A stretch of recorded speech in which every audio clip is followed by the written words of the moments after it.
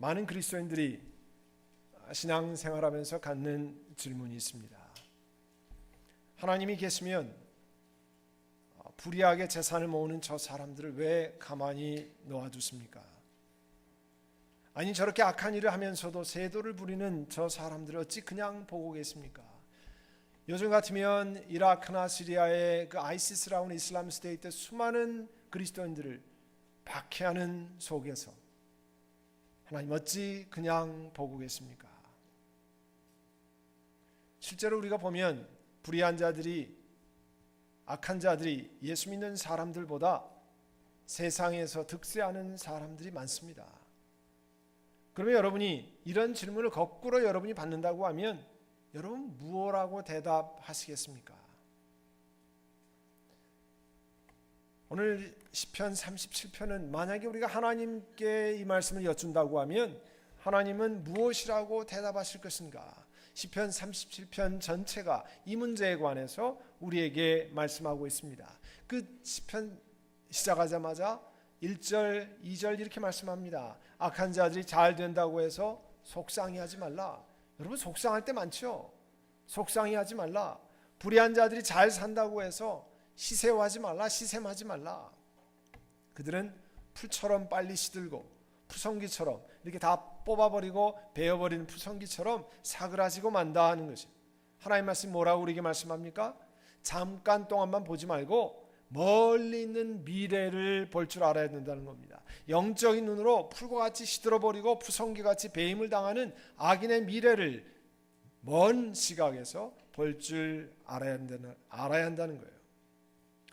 우리 예수 믿는 사람들이 이런 질문을 자주 하게 되는, 생각하게 되는 데는 또 이유가 있습니다.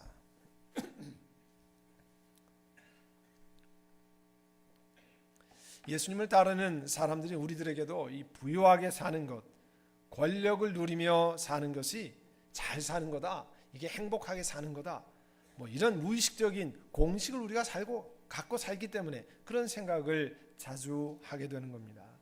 이제 우리 한민 이민 역사가 오래되면서 이제 정치직에 등장하는 분들이 점점 늘어나고 있습니다. 좋은 현상이죠. 이번에 가주 하원 의원, 오렌지 카운티 슈퍼바이저 또는 시장직 재선 같은 일들이, 좋은 일들이 일어났습니다. 또 다른 지역에서도 연방 하원에 도전해, 물론 실패했지만 도전하는 일 같은 게 일어났습니다.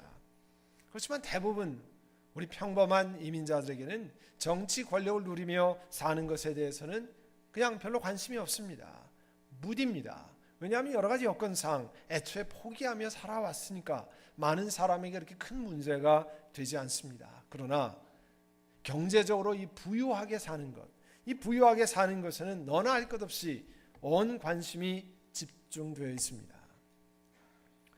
그러다 보니까 이 삶 속에서 이 부유하게 살아야 한다고 하는 중압감이 자꾸 커져갑니다.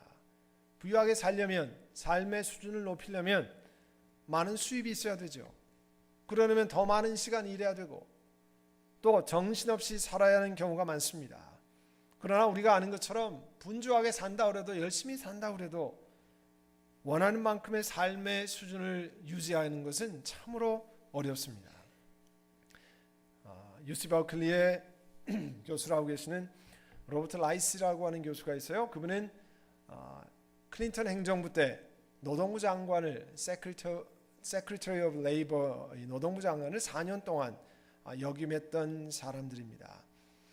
미국의 신경제를 주도했던 인물 가운데 하나였고요. 미국의 경제와 사회의 중요한 변화를 빠르게 읽는다는 평가를 받았던 사람입니다. 2008년에는 타임 매거진에서 선정한 세기의 가장 훌륭한, 미국 안에 그 10명의 10 best cabinet member, 10명의 가장 훌륭한 내각의 멤버로도 선정되기도 했습니다. 그 로버트 라이시 교수가 쓴 The Future of Success, 한국말로는 부유한 노예 이렇게 번역됐는데요.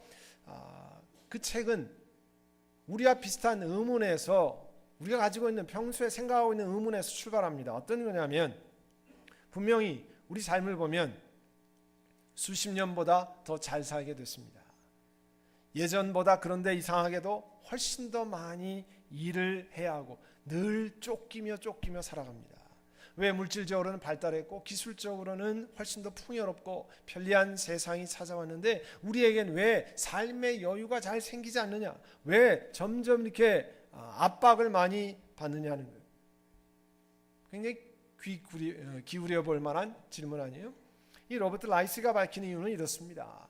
우리는 한쪽으로는 소비자로 살아가지만 한쪽으로는 물건을 만들어 대는 공급자로 살아가잖아요. 그런데 우리가 소비자로 수요자로 풍요로움을 누리는 대가로 우리는 공급자로 상당히 심한 경쟁의 압박을 통과해야 된다는 겁니다. 우리가 편리해진 만큼 초이스가 많아진 만큼 우리가 공급자로 남에게 물건을 파는 사람이 되면 우리도 그 수준에 맞춰서 상당히 편리하게 다양하게 그렇게 해야 된다는 거죠. 그러니까 치열한 경쟁 그리고 불안감 속에 살아가게 되었다는 거예요. 편리함과 성공을 누리는 대가로 우리는 그 삶에 더 피곤하고 곤욕스러움을 통과하게 됐다는 겁니다. 그래서 이 성공의 미래, success, future of success, 성공의 무슨 미래, 그런데 그거를 번역할 때 부유한 노예, 성공은 했지만 물질에 쫓겨서 막 살아가야 되는 마치 노예 같은 느낌을 받는 그렇게 해서 번역을 그렇게 했어요. 한때 일본에서 가로시란 말이 유행했었습니다. 이거는 한문 과로사, 너무 많이 일해서 죽는 거를 일본말로 하는 가로시. 너무 많이 일해서 죽는다는 거죠. 일하다가 갑자기 쓰러져 죽거나 너무 지쳐서 며칠 집에 누워있는 등 이런 병명도 없이 그냥 죽는다는 거예요. 본래 일본 기업에서 죽자사자 일하는 그 사람들에게서 유래한 말입니다. 지나친 경쟁, 충성심 때문에 야기된 것이라고 해요. 그런데 이 과로사는 일본만이 아니라 우리 조국인 한국에도 한때 한국의 40대 남성들이 너무 일을 많이 해서 일 때문에 과로사하는 경우가 꽤 있었습니다. 일에 브레이크를 걸지 못하고 쉬지 못하면 그런 위험이 점차 증가한다는 겁니다. 그런데 일본과 한국에서만 장시간 일하는 게 아니죠. 미국에 사는 우리들도 점점 장시간 일해야 되는 경우를 많이 맞습니다. 어떤 의사 선생님이 나중에 자기 일을 돌아보면서 썼는데 자기가 레지던트로 이제 전문의 따기 전에 하루에 병원에서 막 18시간씩 계속 일하니까 너무 피곤해서 스파게티를 먹다가 그냥 잠이 들었다는 거예요. 이러한 그분이 의사로서 뭐라고 고백을 했냐면 이렇게 과도하게 일하니까 실제로 의학 훈련을 받는 사람이지만 순수한 마음이 자꾸 사라져 가더라는 거예요. 원래 환자를 고치고 살리려고 하는 순수한 마음이 시작됐는데 이제 경쟁에서 살아남아야 되니까 떨어지지 않아야 되니까 그런 마음이 자꾸 들더라는 겁니다.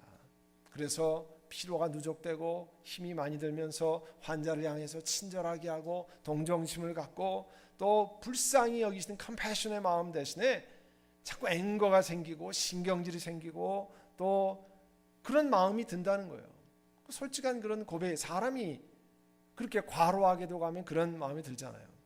부유하기 위해서 과로와 중압감에 치여 사는 현대인들에게 하는 말이에요. 근데 이렇게 사는 우리들에게 하는 얼마 전에 세상을 몇 년 전에 떠나셨습니다만 그 워터게이트 사건으로 감옥에 갔다가 예수 믿게 되고 감옥에서 예수 믿고 그 다음에 예수 믿는 그 감옥사역 철장에 갇힌 사람들에게 복음을 전해야 합니다 했던 일을 앞장섰던 척 콜슨이 그런 얘기했습니다. 자기가 자기 삶을 살아보니까 가장 후회되는 일은 아이들과 더 많은 시간을 보내지 못한 것이라는 거예요.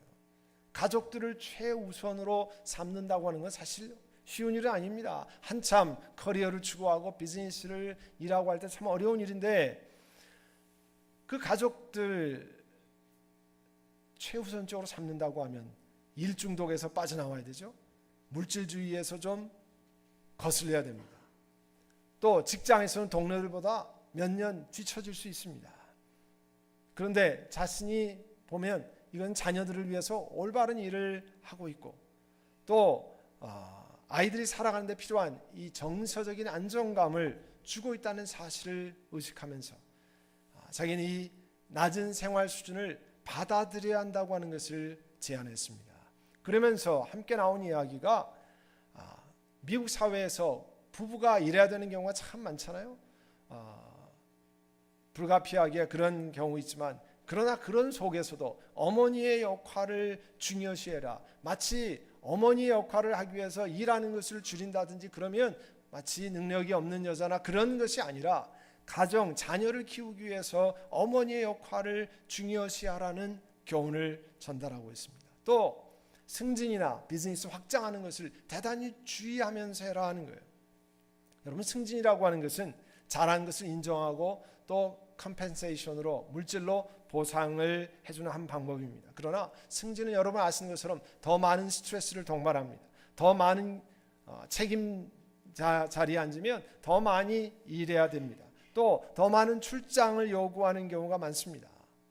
한 번은 제가 다른 지역에서 섬길 때 거기 교회 중직이 얘기를 하시더라고요.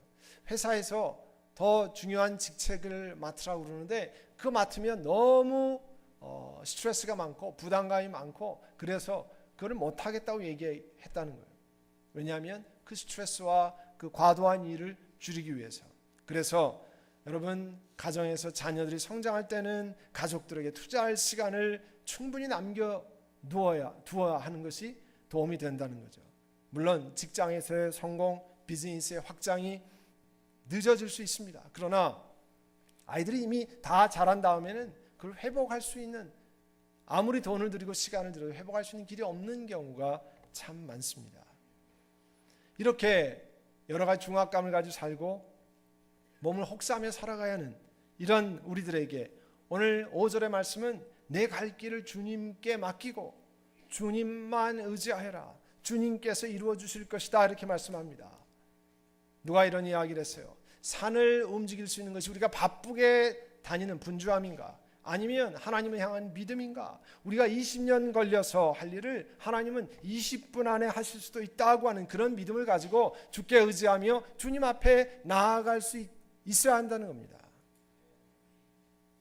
여러분, 현대사회가 발전하면 우리 한국 사람이 좋아하는 계속 빨리빨리에 또 급행, 이런 것이 늘 따라붙습니다. 온통 일상생활에서 하는 것이 빠르다, 뛴다, 스피디하다, 익스프레스, 이런 용어를 계속 씁니다. 그래서 과중한 중압감, 피로를 안고 사는 우리들이 이 현대생활, 현대인의 생활 방식이 우리로 하여금 이렇게 참 어렵게 만드는 적인 것을 우리가 기억하셔야 돼요. 또 현대인의 생활 방식을 어렵게 만드는 것 대표적인 적이 뭐냐면 잠의 부족이에요. 수면 부족. 우리 도로에서 음주운전자 못지않게 많은 사람의 생명을 빼앗아가는 게 어떤 거냐면 졸음운전자라고 그래요.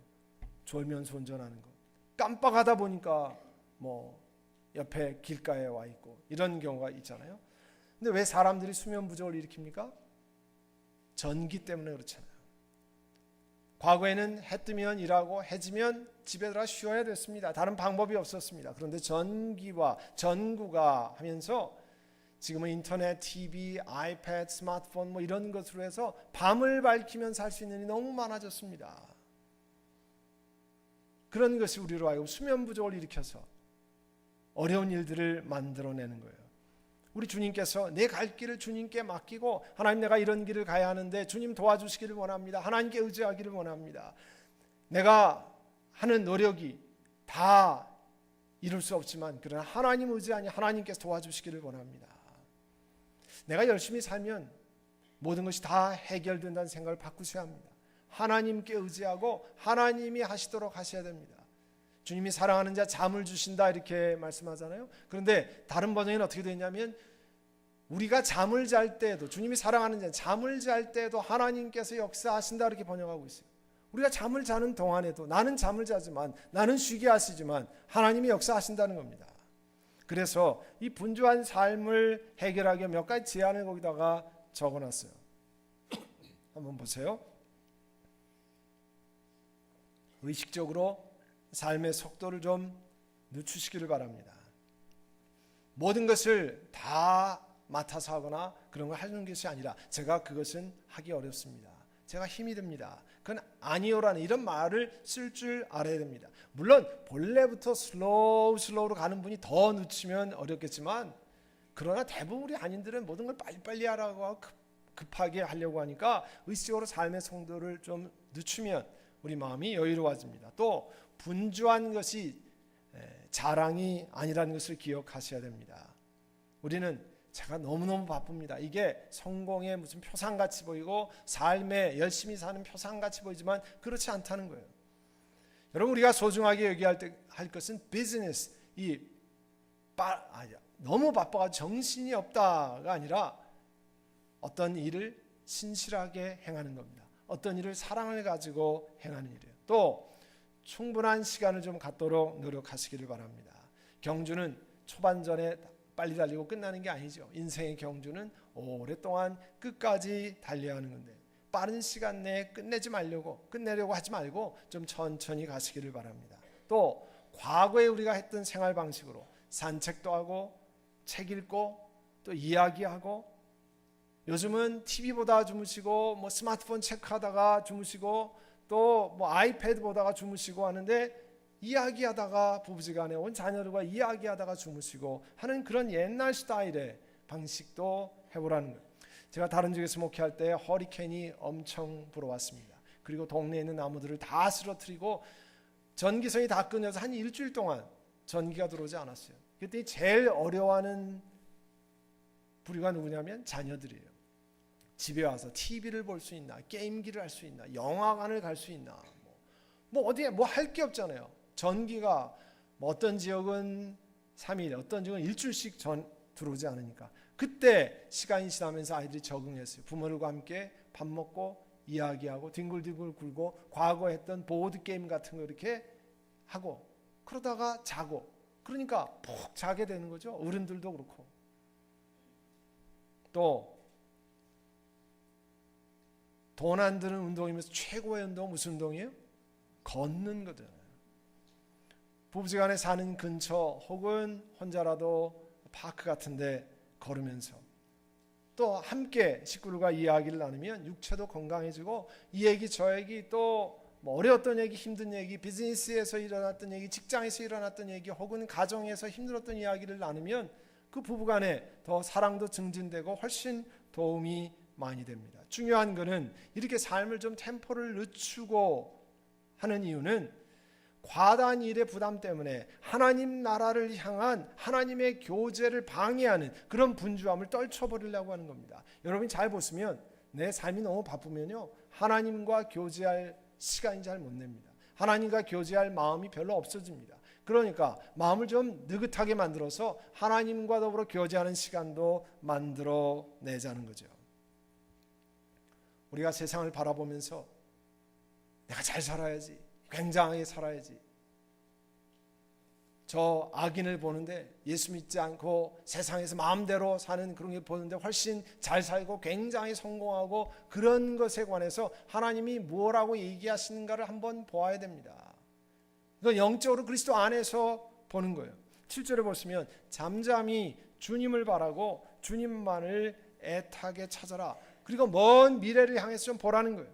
가는 길이 언제나 평탄하다고 자랑하는 자들과 악한 계획도 언제나 이룰 수 있다는 자들 때문에 마음 상해하지 마라. 악한 계획을 세우고 언제나 이걸 내가 이룰 수 있다라고 생각하면 그걸 보는 사람은, 당하는 사람은 마음 아프죠. 이거를 그 유진 피터슨이 쓴 메시지 바이블에는 이렇게 번역을 하고 있어요. Don't bother with those who climb the ladder. 이 사다리에 올라가는 그 사람들을 때문에 마음 상해하지 마라. Who elbow their way to the top. 꼭대기에 올라가기 위해서, 여러분 엘보우라고 하는 걸 보면요, 어디에서 보면 알 수 있냐면 농구 경기할 때 보면요, 심판이 안 보는 동안에 이거를 옆구리를 콱 치면 갑자기 훅 점프를 못 하잖아요. 그래서 공을 빼앗고 그렇게 합니다. 농구에도 보면 가끔씩 안경 쓰고 나오잖아요. 그는 안 보는 사이에 이렇게 손가락으로 눈도 찌르고 뭐 안 보는 사이에 이 팬츠도 잡아당기고 우리 셔츠를 잡아당겨서 점프를 못하게 하고 이런 게 있거든요. 그런 거예요. 자기 원하는 걸 하기 위해서 엘보잉을 하고 막 하는 그런 것을 보면서 마음 상해하지 말아라. 왜냐하면 9절에 말씀하고 있어요. 진실로 악한 자들은 때가 되면 뿌리째 뽑히고 말 것이다. 그러나 주님을 기다리는 사람들은 반드시 땅을 물려받을 것이다. 여러분, 이 땅에서 많은 것을 물려받지 못한다고 해서 너무 안타까워하지 마시기 바랍니다. 하나님 진실로 때가 되면 뿌리째 뽑힌다라고 말씀하고 있습니다. 그래서 많은 경우에는 우리 눈으로는 다 볼 수 없을지 몰라요. 이 땅의 삶을 사는 동안에 그와 같은 것들을 내 눈으로 볼 수 없을지 모릅니다. 그러나 하나님의 나라에 가서 보게 될지도 몰라요. 혹은 우리가 이 땅에 살면서도 경험할 수 있을 때도 있겠죠. 여러분, 하나님의 시간표는 참 느린 것 같습니다. 천천히 가는 것 같습니다. 그러나 정확하게 갑니다. 하나님 뭐라고 약속하셨냐면요, 12절 보세요. 악인이 의인을 모함하며 그를 보고 이를 갈지라도, 여러분, 악인이 의인을 보고 모함하고 그를 보고 이를 갈지라도 주님 오히려 악인을 비우실 것이니 악인의 끝날이 다가옴을 이미 아시기 때문이다. 악인의 끝날이 다가온다는 것, 시간이 걸리지만 하나님은 그 악인의 끝날을 아시기 때문에 우리 보고 말씀하시는 겁니다. 그래서 11절에 결론적으로 뭐라고 말씀하냐면, 겸손한 사람들이 오히려 땅을 차지할 것이며 그들이 크게 기뻐하면서 평화를 누릴 것이다 말씀합니다. 여러분, 상황을 평가할 때는 긴 안목을 가져야 합니다. 잠시 잠깐 우리 눈에 보이는 것만 보지 않고 10년 20년만 보지 않고 영원한 잣대로 길게 보셔야 됩니다. 천천히 가는 것 같지만 하나님의 역사는 하나님께서 자세히 보시고 또 하나님께서 하나님의 시간에 그 모든 것을 해결하십니다. 그렇기 때문에 하나님 앞에 평안을 누리시고 힘들고 그럴 때 하나님, 우리 주께서 말씀하시는 것처럼 마음 상해하지 말고 노여움을 버리고 격분을 가라앉히고 안달하지 말고 하나님 주께 의지합니다. 주님 도와주시기를 원합니다. 주님 길을 여시기를 원합니다. 주께 의지하며 걸어가는 여러분 되시기를 바랍니다. 기도하겠습니다. 사랑하는 주님, 은혜를 감사합니다. 오늘 우리 세상을 바라보면 참 마음 상하는 일도 많고 또 억울하게 생각되는 일도 많습니다. 그러나 주님께서 우리에게 긴 안목을 바라보고 하나님이 그것을 바라보고 계시다는 사실을 기억하라 하십니다. 안달하지 말고 하나님께 의탁하고 하나님께 맡기고 하나님의 도우심을 구하며 걸어가라 하십니다. 사랑하는 주님, 그와 같은 것을 기억하고 하나님 앞에 저희를 쓰며 행할 수 있도록 은혜를 더하여 주시옵소서. 예수님의 이름으로 기도하옵나이다.